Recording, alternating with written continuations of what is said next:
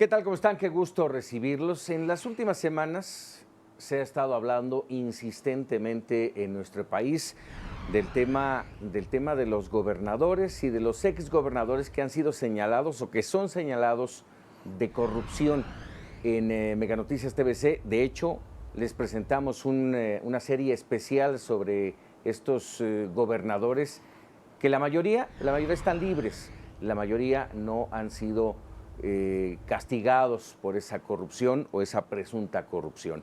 Y también se ha hablado mucho, y estamos escasamente a 2 días a la hora de estar grabando este programa, 2 días del proceso electoral del 5 de junio. Previo a eso, se ha hablado también de la situación en Tamaulipas. Y bueno, justamente para ahondar en todo esto, nos acompaña y abrimos hoy un expediente que se llama así, Tamaulipas. Humberto Padgett, su escritor de esta investigación. Humberto, un gusto saludarte. Un gusto saludarte. ¿Qué dice Tamaulipas? A ver, casta de narcogobernadores, ¿es así? Sí, es una cúpula criminal que no se sostiene en realidad en el poderío económico de los narcotraficantes, como se expone a la opinión pública, sino que se sostiene en el poder político obtenido por personajes que colaboran, que acuerdan, que intercambian, negocian con los narcotraficantes y que alcanzan el gobierno de Tamaulipas. En una historia que se remonta a los años 30 del siglo pasado y que se vuelve patente, dramática en la realidad tamaulipeca a partir de 1998 y hasta ahora. Y estás hablando exclusivamente de una realidad, como tú lo acabas de decir, tamaulipeca, que no se extiende al resto del país. Sí. El fenómeno criminal tamaulipeco impacta directamente al de Veracruz, cuyo exgobernador Fidel Herrera Beltrán también fue vinculado con el cártel de los Zetas, uno de los más violentos, no solo de México, del mundo, y al cercano vecino, al cercano estado de Coahuila, cuyo exgobernador Humberto Moreira también fue involucrado de trabajar para los Zetas en corrientes que unen lo criminal y lo político. Fíjate que eso es lo interesante, lo que acabas de mencionar. En el caso de Moreira, dices, fue involucrado. No es una certeza de que esté involucrado. Bueno, hay muchos datos que muestran que si durante su gobierno los Zetas se apropiaron de la minería en el estado, la mayor actividad criminal ocurrió en Heriberto Lascano se refugió en Coahuila, donde fue abatido. Asesinaron a un hijo de Moreira en un ajuste de cuentas. Así es. Señalado por los mismos Zetas de ser eso, un ajuste de cuentas, y finalmente el gobierno de Estados Unidos inició investigaciones. Existe un empresario de origen tamaulipeco apodado El Mono, que fue detenido en España junto con Humberto Moreira, y es el único detenido. A él sí se le fincó proceso y que el gobierno de Estados Unidos está pidiendo una extradición. Vamos a ver, para que nuestro auditorio y nosotros también podamos entender, Tamaulipas, la casta de narcogobernadores, un Eastern mexicano. Primero dinos por qué el Eastern mexicano. Es un juego opuesto al western, al género cinematográfico estadounidense de vaqueros, en que privaba la ley del revólver. Aquí en México tenemos esa ley salvaje del más fuerte, en que la violencia define las relaciones, pero ocurre en el oriente mexicano, en el este, es un eastern mexicano. Así es. Es un jueguillo literario que me permitió la editorial, y seguramente alguien muy pulcro con el español debió de levantar las 2 cejas. ¿Qué plasma esta investigación? Que no existe la posibilidad de que Tamaulipas se haya convertido en territorio salvaje, en un dominio en el que la extorsión se ha convertido en la más importante en prevalencia en el país. El asesinato ha colocado a Tamaulipas en uno de las 5 entidades que mayor padece ese delito, que no se secuestra en ningún lugar más que en Tamaulipas, que no hay más desaparecidos que en Tamaulipas, que no hay más desplazamiento por razones de miedo de la población que en Tamaulipas. Tenemos esta serie de efectos y lo que yo hago es investigar y documentar las causas específicas de esos hechos, y eso tiene que ver con la venta expresa que hicieron candidatos al gobierno de Tamaulipas en proceso como el que estamos atravesando ahora, primero al Cártel de los Golfos y luego a los Zetas. Esto ocurre en el proceso electoral de 98, en que el entonces candidato Tomás Yarrington Rubalcaba le entrega las comandancias de la Policía Judicial y posiciones claves en la Procuraduría a Ociel Cárdenas Guillén, entonces jefe del Cártel del Golfo, y lo vuelve a hacer en 2005 Eugenio Hernández Flores, cuando entrega las mismas posiciones o promete las mismas ubicaciones administrativas a Heriberto Lascano Lascano.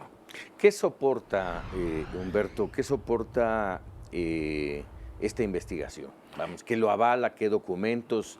Sabemos de tu trabajo de investigación y periodístico siempre muy serio.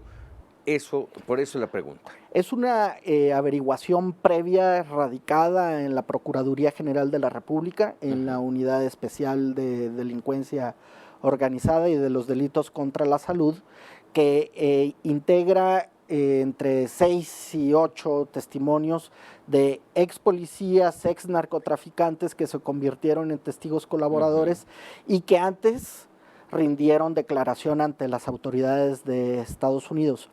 Hablé para cruzar información con algunos de los agentes de la DEA y de ICE, que es la agencia aduanal de Estados Unidos, que hicieron investigación tanto en Texas como en Tamaulipas de estas relaciones, para cruzar información, y utilicé documentos que he acumulado durante los últimos 8 años en que he integrado una base de datos sobre todos los cárteles del narcotráfico y sistematizada en función de las relaciones políticas de funcionarios públicos con jefes del narcotráfico, de personajes de la industria criminal mexicana de todas las escalas, desde capos hasta mulas, de todas las épocas del narcotráfico, al menos desde 1950. Tengo, por ejemplo, a Arturo Durazo Moreno, el negro Durazo haciendo negocios de extorsión admitida por la Dirección Federal de Seguridad desde 1959 en el aeropuerto de la Ciudad de México. Sí, desde que traía este grupo de centro y sudamericanos que terminaron en el caso Tula, ¿no? Sí, y que lo llevaron a prisión con ninguna afectación política para el entonces regente de la Ciudad de México, del Distrito Federal, que era Carlos Jan González, ni para el presidente de la República, José López Portillo, que hizo jefe de la policía al negro Durazo, lo hizo general, y que también estuvo involucrado en asuntos del narcotráfico. Tengo un expediente de la Dirección Federal de Seguridad que lo coloca en un negocio de cocaína, así sostenido por una corte del estado de Florida, pero el documento mismo lo dice, se le extiende impunidad por haber sido el jefe de escoltas del candidato a la presidencia de la República, licenciado José López Portillo. Impunidad es la palabra en todo esto. Definitoria en el régimen que confunde a políticos y a narcotraficantes. Una de las ramas del conjunto de legajos que tengo desprende hacia Tamaulipas, entendiendo que existen 2 ejes geográficos del narcotráfico mexicano. Uno es Sinaloa, tiene como lugar de nacimiento Badiraguato, en donde nacieron el Chapo Guzmán, Ernesto Fonseca, varios de los Beltrán Leiva. Incluso, ¿no? Sí, el padrino, como se le decía al fundador de todos los cárteles, al protocártel de Guadalajara. Badiraguato es el municipio más pobre del estado de Sinaloa. O sea, si se pretende asumir que el narcotráfico es un agente de bienestar social, de desarrollo económico, eso es una mentira.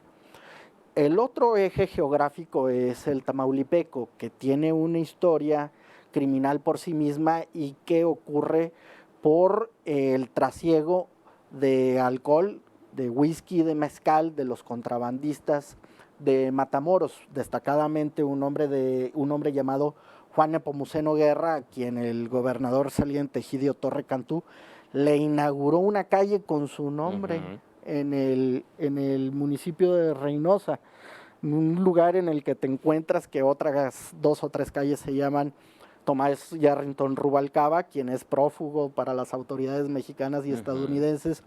Otra calle se llama Eugenio Hernández Flores, quien es prófugo para las autoridades estadounidenses.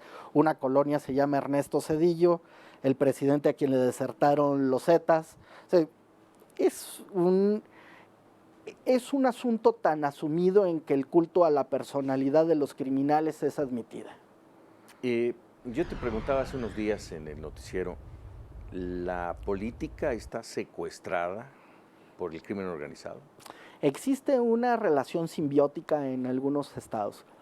Creo que en algunos momentos se ha alternado el orden y la subordinación. O sea, es muy claro, hasta 1998, cómo los agentes del crimen son sujetos controlados por el Estado.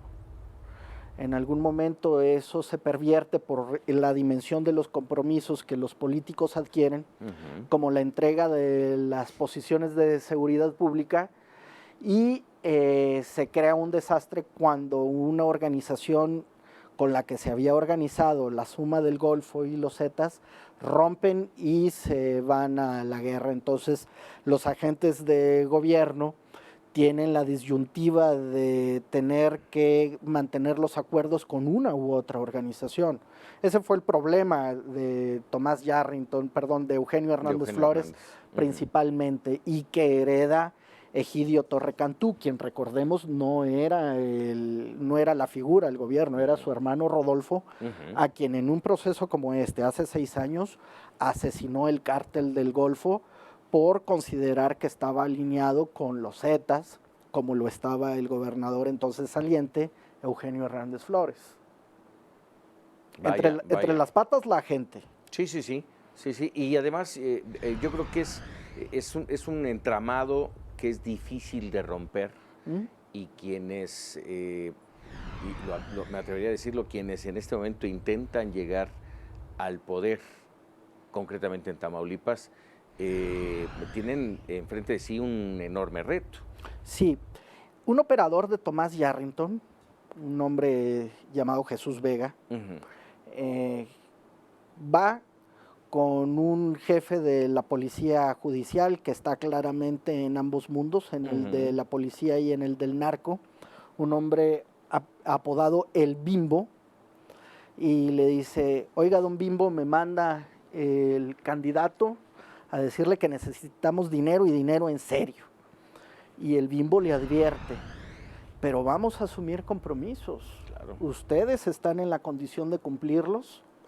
Entonces le responde Vega: pues a mí me está mandando el candidato, si no fuera así no me estaría enviando.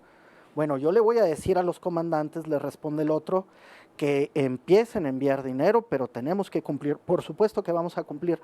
Entonces se establecen acuerdos desde el más alto nivel hasta abajo. O sea, estamos hablando que de gobernador con capo, de procurador con lugarteniente, de policía judicial con sicario, etcétera. Desestructurar eso no es sencillo, no será fácil. Supuesto. ¿Cuáles son los retos? Tenemos que el candidato priista Baltasar Hinojosa Ochoa estuvo presente, según los documentos, y yo corroboré eso con los agentes de investigación en Estados Unidos, estuvo presente en las entregas de dinero. ¿Qué se puede hacer ante eso? Déjanos hacer una pausa, Humberto, y regresamos porque hay mucho más que hablar de Tamaulipas, la casta de los narcogobernadores. Regresamos en este expediente. Él hace jefe en la evolución del cártel de Matamoros al cártel del Golfo a su sobrino Juan García Ábrego, quien crece durante el sexenio de Carlos Salinas de Gortari. Continuamos aquí en Expedientes TVC platicando y ahondando en el tema de Tamaulipas, la casta de narcogobernadores. Humberto, ¿quiénes conforman esta casta? Yo sostengo que son los gobernadores a partir de 1930, todavía influenciados por el tamaulipeco, expresidente y también exgobernador de la entidad, Emilio Portes Gil, quien proyecta su sombra, así como Plutarco Elías Calles lo había hecho en lo nacional, él lo hace en lo estatal, y se continúa durante los gobiernos impuestos a partir de la presidencia de Miguel Alemán Valdés, quien envía un personaje a operar Tamaulipas, jefe de facto de la Dirección Federal de Seguridad, la policía política del viejo régimen, fundada por Miguel Alemán, un hombre llamado Carlos I. Serrano, que es ubicado por la CIA, la DEA no existía, por la CIA y por la propia Dirección Federal de Seguridad como un contrabandista de drogas, ya en ese tiempo. Existe una clara connivencia de la autoridad federal, de un mano derecha del presidente de la República en ese momento. La situación más o menos se repetirá durante dos asesinatos claves en la historia del nacimiento del cártel o protocártel de Matamoros.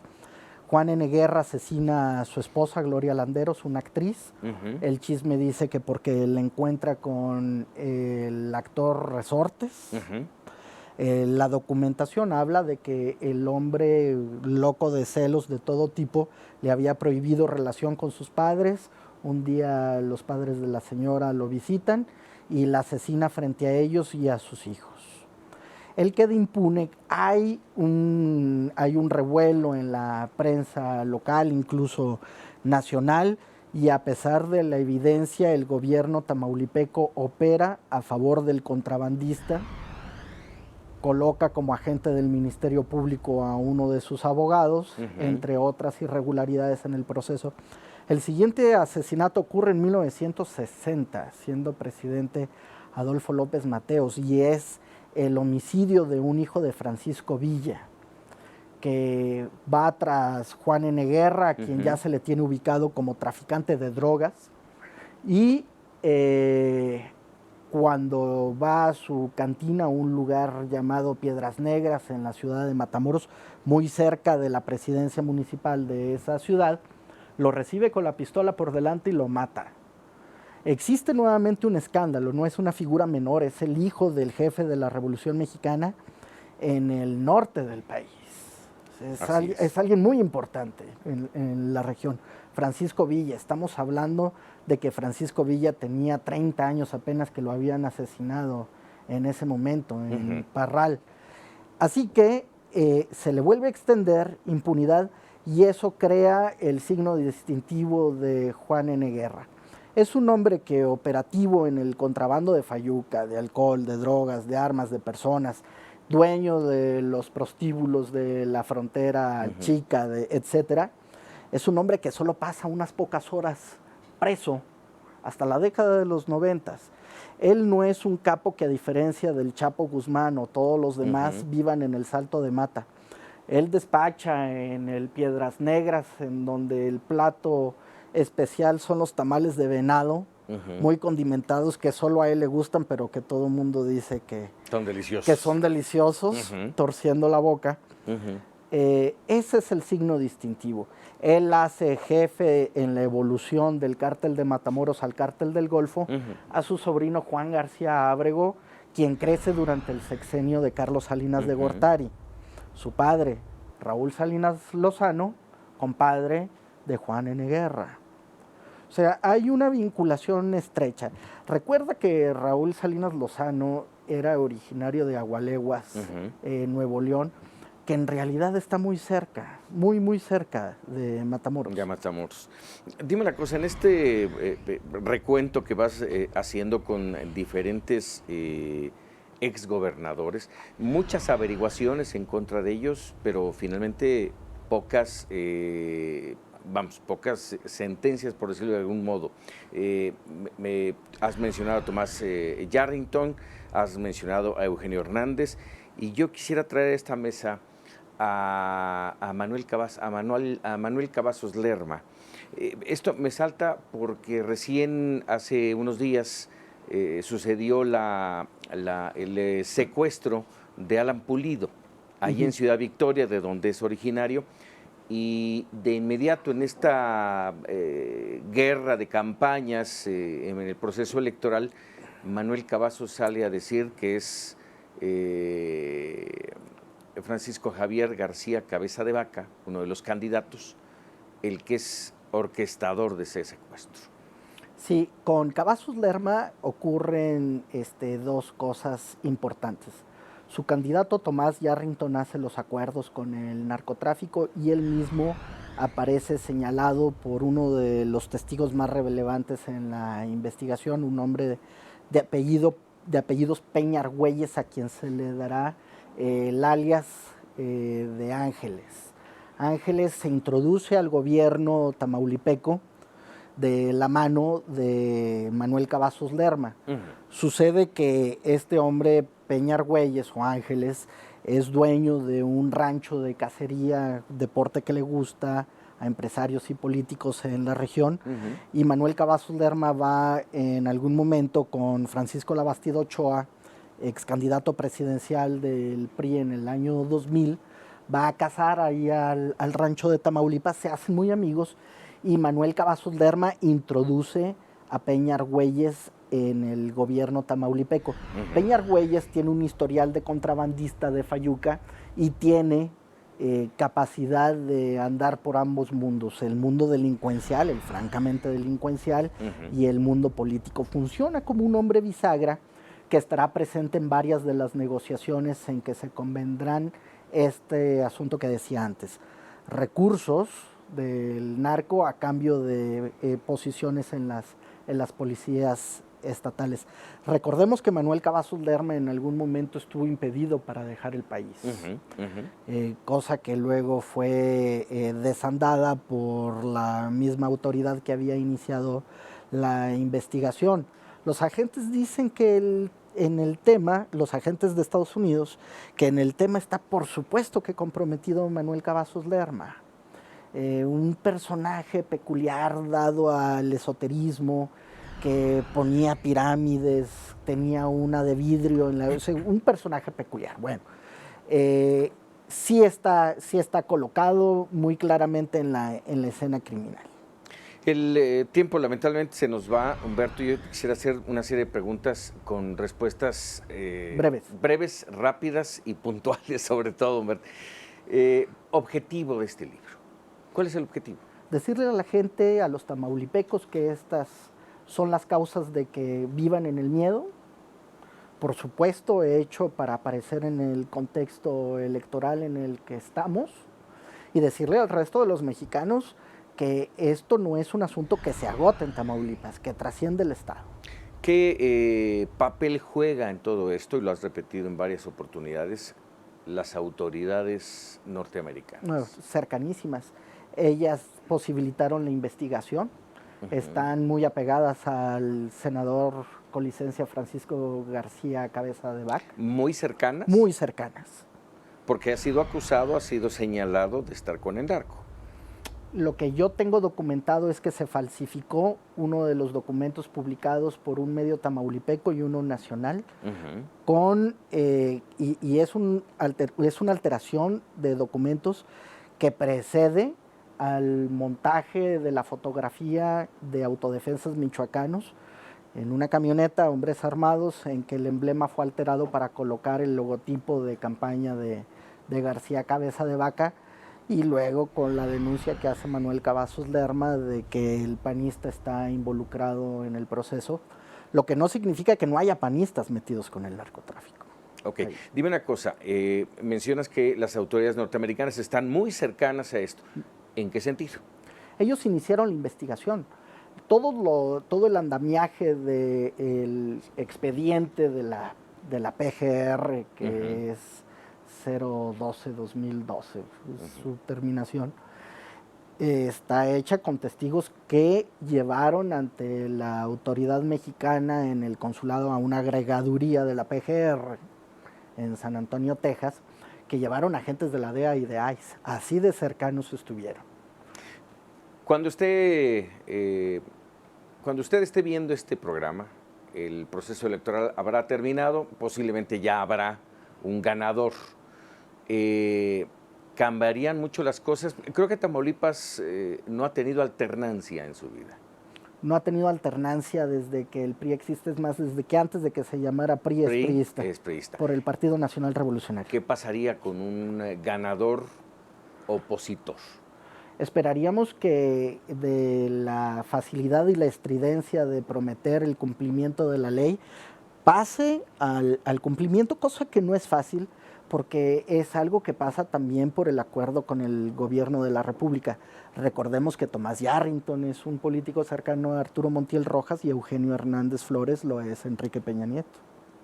Pues Humberto Valle, te agradecemos mucho que nos traigas, lo estás prácticamente presentando. Está saliendo del horno. Está saliendo del horno. Sí. Será seguramente muy interesante leerlo y ver qué pasa en Tamaulipas. Y ojalá pueda... ¿Qué podemos esperar? Digo, ya habrá pasado, pero ¿qué podemos esperar el 5 de junio? Yo creo que el secuestro de Alan Pulido calentó tanto el ambiente electoral que existe una orden de calma. Yo fui el fin de semana anterior a Tamaulipas y de las veces que he ido es la primera vez que no me encuentro las carreteras con los convoyes de narcotraficantes. Ah, caray. De 10 a 20 camionetas, las más grandes, juntas todas con hombres armados allá arriba, con la leyenda Los Zetas o CDG del Cártel del Golfo. Es la primera vez que no lo veo. Hay, creo que, un acuerdo con la delincuencia organizada, por eso es que es organizada, porque está organizada con las autoridades, de que se le baje al volumen. La elección tendió a cerrarse y eso puede crear alguna polémica electoral. Es posible que cuando estemos al aire con esto, el proceso electoral esté sujeto a un tipo de impugnación. Es posible. Es posible. Futuro, en 2 palabras. Futuro de Tamaulipas. Oscuro. Fue en una, ¿eh? Humberto, te agradezco mucho. Bienvenido a Expedientes TVC. Muchas gracias. Muchas gracias. Aquí está Tamaulipas, casta de narcogobernadores. Nos vemos en el próximo Expediente TVC.